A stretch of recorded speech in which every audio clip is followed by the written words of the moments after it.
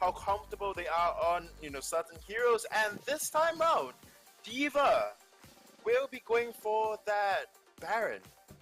Going Baron themselves, thinking that Vox was the reason why Baron was unable to win the previous game. Lyra, Grace, still available. I said Lyra, Grace, and Arden, heroes that work well with Baron. And so that's still good. They can't ban both of them away, which means Divine Aurora guarantee themselves a good captain with Lyra. They guarantee themselves a healer, and so Baron will be able to sustain with that. And Vox, the best hero against mortal wounds, has been banned. This is really smart drafting from Divine Aurora. They're comfortable with thinking that their Baron can win the game. A Rhyme ban is quite smart because they know they can't ban away the captain that they want because it's likely Divine Aurora would get it anyway. Just ban away the Rhyme, give them the Lyra, and now we have to try and counter this Baron as best we can. Yeah, but I believe that banning out Lyra would be the better choice. I mean, yes, Grace have got a heal as well, but what Grace doesn't have is an Imperial Sigil for that early game sustain. And on top of that as well, do not have the Bright Bulwark to just stop Arden as well. So that is one thing that maybe the side of J3X Inferno have to reconsider when they rewatch the stream or when they just discuss it. But I think at this point in time, the side of Divas with just Lyra and Baron, they just look so strong. Grace to stop. Oh dear. Oh dear. And why are you saying oh dear? What's wrong with Scarf? Late game. What's wrong with a firecracker scarf? Well, I don't know. Baron, okay, it might work. The hot box, right? I mean, the infamous hot box. You throw down a gauntlet, build PS, get 90%, shield pairs on your scarf's ultimate, and then fire away. With that weapon petal, it might work in the early game, go into the mid game. But comes late game, you will just be bursted down. It will be so difficult for you to sustain as a scarf. Well, Weapon Petal and Scarf does seem like they're trying to outscale into the late game. Weapon Petal, really good later on, can outrange Baron after the trampoline. Scarf will always outrange Baron with their Spitfires. So it's definitely an interesting draft. It could work out for J3X. I think that all has to be picked. Last pick is Reza, Alpha, Ozo even, with the Lyra would work really well as a last pick. Anyone that can dive in and try and execute this Petal or execute the Scarf, and Divine Aurora have a really good draft. If they try and go for a poke hero like Celeste themselves, then that does favour them as well, to be fair, because they have a Lyra. So a double poke comp would be a double poke comp. The team that has Lyra is going to win that. So I think it's an alright draft from J3X, but pretty much no matter what Divine Aurora's pick here, they're going to be fine, unless they pick Lance. That is not what I was expecting, and so that is a slightly different idea. They're going for double weapon assassinate and just dive straight in on someone. It can work because you've got two squishy carries who don't like to build armor, so going double weapon against them will be different. It could work out for Divine Aurora. It's either that or it's just down to protect the Baron team comp. It is just down to how they are and will be rotating in the early game. And let's see if, Lance is hyper farming up his Baron. And if Lance is, then it will be protect the carry comp. Lance will just go for that, Tension Bow into one Sorrow Blade and build tons of defense. If not, then Tension Bow into tons of defense and try his best as to own the early game just so to get Baron, online quicker, faster. But coming into this draft, I think J3X Inferno just looks a tad stronger in that of the early game. They have got early game siege with that Scarf and their tick damage with that Petal and Scarf and the mobility as well, just to play around that, Lance and those impales and getting wall is definitely much better as compared to the side of Diva. Yeah, if this Lance is played correctly, it's going to be a Impale landing, Tension Bow proc, maybe even an Aftershock proc as well, depending on how this Lance decides to build. And if that Impale does land, whoever that lands on is dead. They can get a Vanguard, it's not going to help them. They'll get double shot from Baron, bursted from Scarf, maybe even a heal to boost Lance forward, boost Baron forward, and make sure that those Impaled lands and that burst damage just land on one single target. So very, very single target focused comp by Divine Aurora. It definitely can work. There's no real... there's no tank. There's double carry with the Weapon Petal and the Crystal Scarf.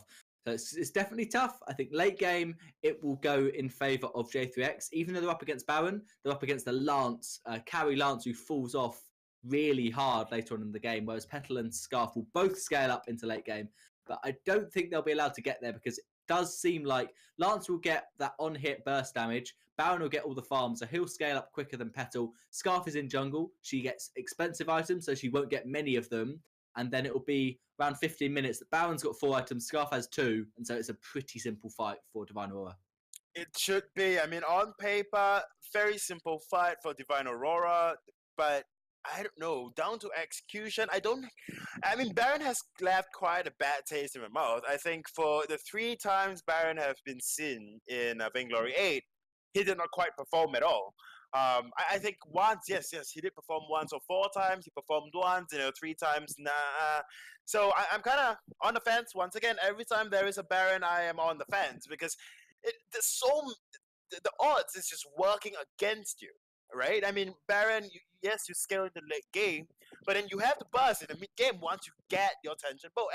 And to Baron, it is just down to how you play in the early game as well. So you have to be very attentive to all 3 portions of the game and how you execute those team fights in the 3 portions. If you execute the early game well, then you bring the late game closer to you.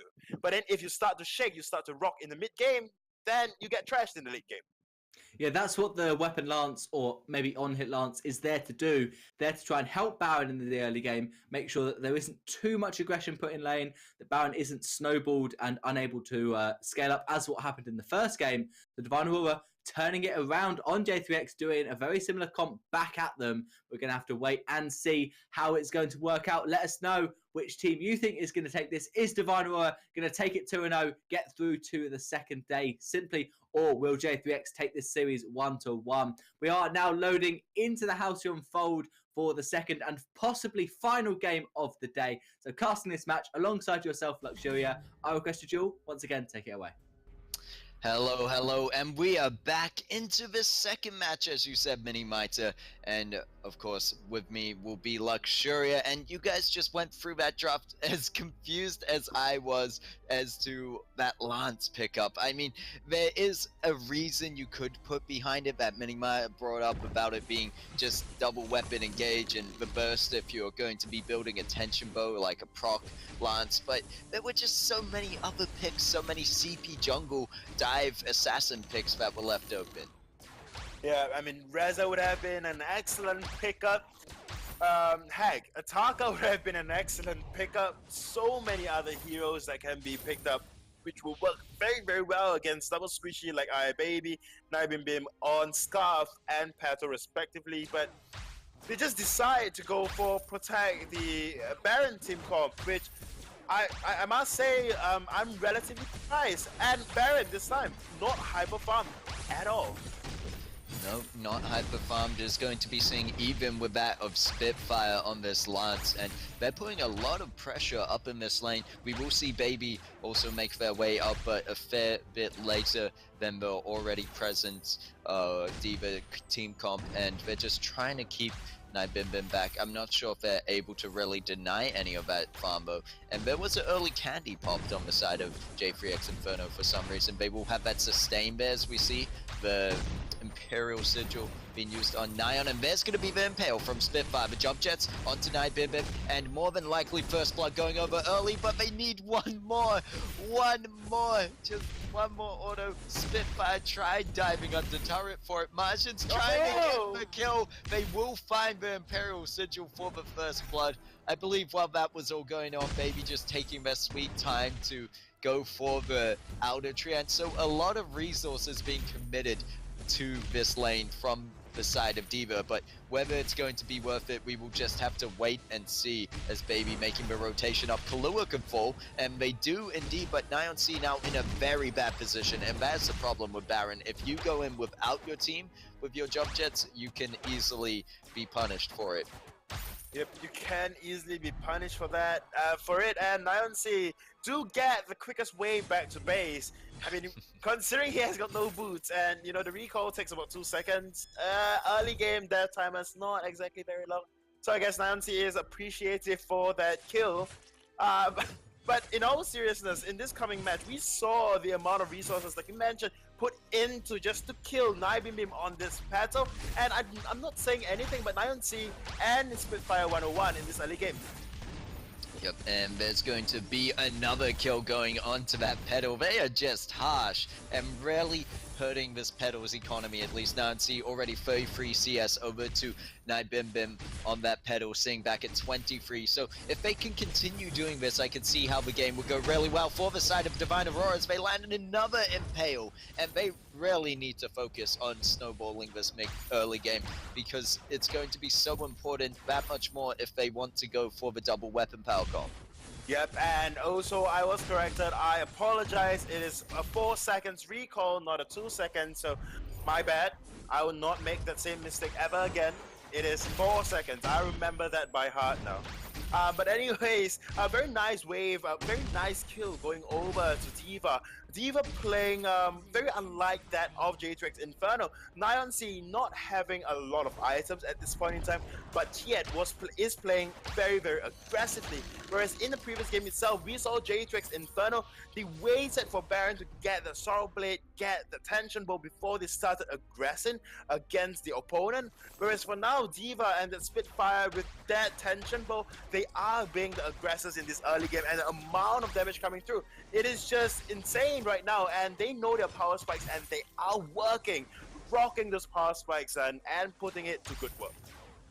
Yep, and we will see that the team of D.Va once again going up into this lane as a full force, but so are J3X Inferno because they really need to just do whatever they can to help this pedal at the moment, who is seeing a fair bit behind, as I mentioned before, but still that distance remains. Ooh, a lot of damage coming through as we see the Tension Bow already picked up on Spitfire. He misses the Impale, however, and does get the hit after, and will get that proc for the Tension Bow by the look of it. And there's going to be Baby using the Dragon's Breath early on, gets stunned out of it by Spitfire. Great use there. And we talked about before why the Baron comp didn't work in the previous match when picked up by the side of, I believe it was J3X Inferno tried to make the Baron comp work, but they had a Lance and a Rhyme. And in this case, just go double support, and then you're sure to keep Baron safe. Yep, I mean, Bright Bulwark is that, you know, Imperial Sigil is there, and this first Martian so low will get taken down by the combustion on that Bunyan, and Nionc needs to be careful. Baby making their way up to lane. Spitfire, however, in the front line, taking a lot of that damage. One more Spitfire will take out Spitfire himself, and now Nionc left on his own to fight. There's going to be another Spitfire coming through to pick up a kill onto Baron, and he's going to go back and pick up an early Tension Bow, so they really are focusing on that early game as well as that burst. Yep, and we do see Spitfire on that Lance, not on that little dragon, will be going for that proc Lance that we see very often in 2.7, early into 2.8, but not quite anymore because of how he just doesn't scale well into that of the late game. Yes, you have very good early game burst, and with that aftershock, it does help you with that as well. Your roll into Impale will hurt and will hit like a truck, but I don't know, it just doesn't quite work. And scaling wise, the side of J3X Inferno will have and will do a better job at that. Yep, and we'll just have to see whether the side of J3X Inferno can hold out long enough, but they are harassing this first turret as well as the whole team of J3X Inferno as they take down Kahlua and their initial turret. Now just backing off, they have the opportunity to go for an almost full gold mine, and they're not going to hesitate with it. Divine Aurora know their win conditions here. They very much understand this comp and how they need to make it work, so they are wasting no time at all. And they're going to probably get this uncontested. You can see a Spitfire coming over the wall, but looks like they are body blocking that as well and should have enough damage. Bright Bulwark came out just in case. It's going to stop the pedal jumping over into it. And that's going to put them at 18.5k over to the 16k. So a slight gold lead as well as kills, where they have 6 kills over to 4 for the side of Divine Aurora and that initial objective. So doing well for themselves. Yeah, but I Baby will be going for that Shatter Glass into that Clockwork, then hopefully into the Dragon's Eye. Although I'm kind of on the edge for that. I prefer, you just maxing your ultimate, your Dragon's Breath, and hopefully it doesn't become a Dragon Sneeze, and you get knocked up into a wall by that Lance. But then if you can just fire off the ultimate, it will hurt. And with 90% shield pierce as well, no matter how much shielding the side of D.Va built against you, it will be almost useless. Yep, and we will see here that they're going to try go in. Kahlua taking the brunt of that damage for now, but Spitfire just trying to get someone on the back line with Impale, and it will be that Nai Bim Bim, and they're going to go all in through the Arcane Passage, but it looks like Nai too deep under turret will fall to that of the Arden, and they're now on the run, so a bit of a risky play with not much reward. Yep, not much reward. Nionc will be first to go down, but Kahlua. Yep, and it could always backfire on them once again if they're overstaying that welcome. Without that Baron, they do need to realize that the Baron is the key to their comp, because Spitfire just doesn't have the consistent damage. Although the kill will go over to that of the Lance in the end as he's able to take down the Scarf. Already Lyra has fallen, and I could be wrong, it's just the ultimate bait is Spitfire turning this one around and bringing it to the ace for Neon C. So, Caster's Curse, call it what you want, I just don't know what to say. Well, I request a duo. I used to use a term, when someone is a professional beta. But I Baby will be next target, immediately blown up by this Baron, currently sitting on a tension bow and a Sorrow Blade. So I don't know. I mean, Nionc may be the first to fall in that previous team fight, but now D.Va looking There's for going to be the Impale onto Kahlua, and look at the damage coming through. As long as Nionc's then, I think that's where it really shines, the burst damage that comes out from Spitfire on that Lance as well, because it's just complemented so well with the burst damage coming out of Nionc. And although they didn't go full weapon power comp, it was what I was expecting of a possible proc build for the Lance, and he will get picked up by the Scarf. Right Bulwark keeping the side of J3X Inferno away as they try to rush away from here. They have the Imperial Sigil available even if they want the speed boost, so they'll be able to get out nice and safely. And just looking over at their turret as they pass by it, so far the J3X Inferno really haven't been able to put a dent in that, but it could change as we come towards the 10-minute mark. If they're let alone up in this lane, they can definitely start to do some work as we see Pedal just taking it down to under half health, but Nionc on the Baron going to jump jets up there, and so much damage going through. Will be able to pick up the Pedal in the M. Fountain was used on both sides, and Nion managing to back out for now. Baby trying to get something out of it with the Dragon's Breath, but will once again be stunned up into that wall by Spitfire, and he's going for the chase. Manages to combat roll over that one, misses the Impale, and they do need to be careful around Crystal Sentry, but just buying time once again for Nionc to join in on the fight. Yeah, and you say Dragon's Breath again, but to me that is almost like a sneeze coming out from this icy dragon Baby is on. And they are looking very strong, and this is the fault. And Minimizer actually did mention this before. Both Nai Bim Bim and Baby on their respective heroes do not want to build metal jackets at all, right? Because if they do, they would lack damage. And Baron is just fully taking advantage of this, just going ham, going to town with those jump jets into double basic attacks, and there was no answer. The only reason the side of D.Va can come back from the Baron earlier on was because of the early metal jackets, but there is none whatsoever. Kahlua going for it, first metal jacket, but you are not target at all. I don't want you at all. I want your carries, and that those two, that little flower and the dragon are my targets, and I've got my eyes on them, and I just want to take them down as soon as possible into team fights.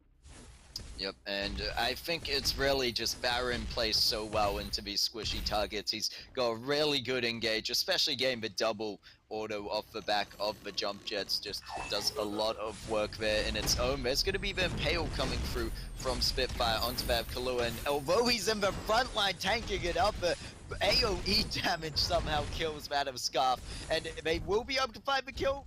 No, not quite. Nightbimber manages to make it back to base on that pedal, but it's as you said that Baby and Nightbimber on these heroes are just far too squishy, and oh, Nyon C jumping towards the base. He is playing quite aggressive there. Need to be careful not to throw the lead they had, but look at that. Pedal trying to duel it out with them and not able to do a thing. There goes the gauntlet. They might turn this around now, but Nyon, will he take Baby? He will. He gets a double kill. He's looking for Kahlua just for the ace, for the triple, and Nyon, I thought he was going too deep, but no, he is just going insane at this point on the Baron with those plays, looking for the Vein Crystal and looking for the game. Today, this is going to finish it off as we see Divine Aurora taking it 2-0 to J3X Inferno. But today has just been the day of these insanely quick matches, and it is no exception coming out from Divine Aurora.